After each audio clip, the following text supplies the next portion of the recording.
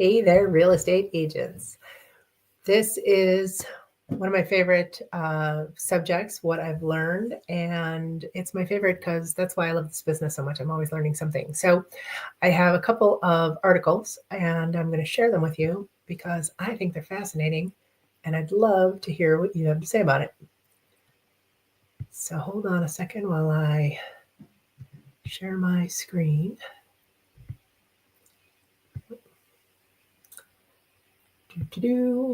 Make myself small. All right, so this first one was an article in the Wall Street Journal, and it says, forget office conversions. Cities are turning old hospitals into residential housing. Have you seen this? I haven't heard anything about it in my area in Chicagoland. I find this fascinating.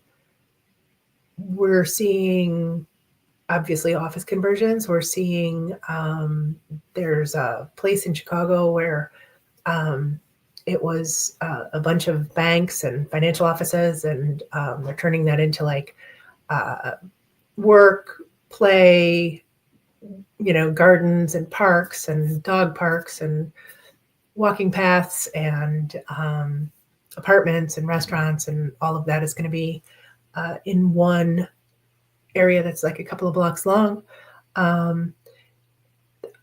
There's a mall near me in the suburbs that's being turned into apartments.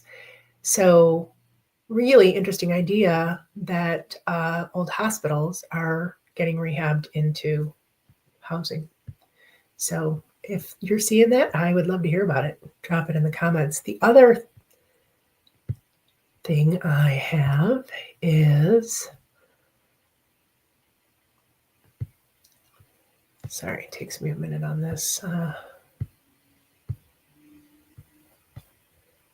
program with StreamYard. This is from Zillow, and I don't, read a lot of their articles or quote them often, but they do have a lot of data. And this shows that off MLS home sellers left more than $1 billion on the table in the past 2 years.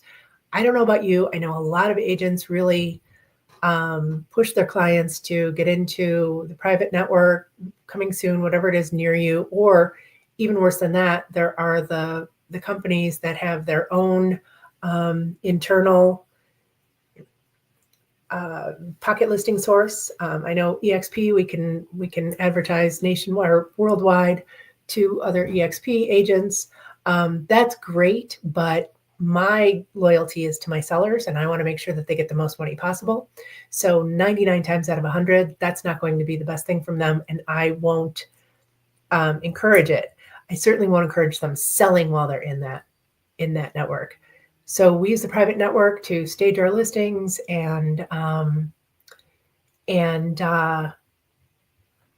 get everything in order and make sure that we're compliant with the MLS, but we don't typically show while we're in the private networks. Also, like, I don't know about you guys, but how do you get your clients ready before they're ready? Like, when they're ready, they're on the market. Before that, they're not ready. So I don't want anyone going in there and seeing what the place looks like or smells like or anything else until we're ready for prime time. So this data supports it. Not the best thing for sellers. Let's do the best thing for our clients, and it will always come back to us in the long run. Take a little while longer, market the heck out of that property, and get them the most money you can get them. See you next week.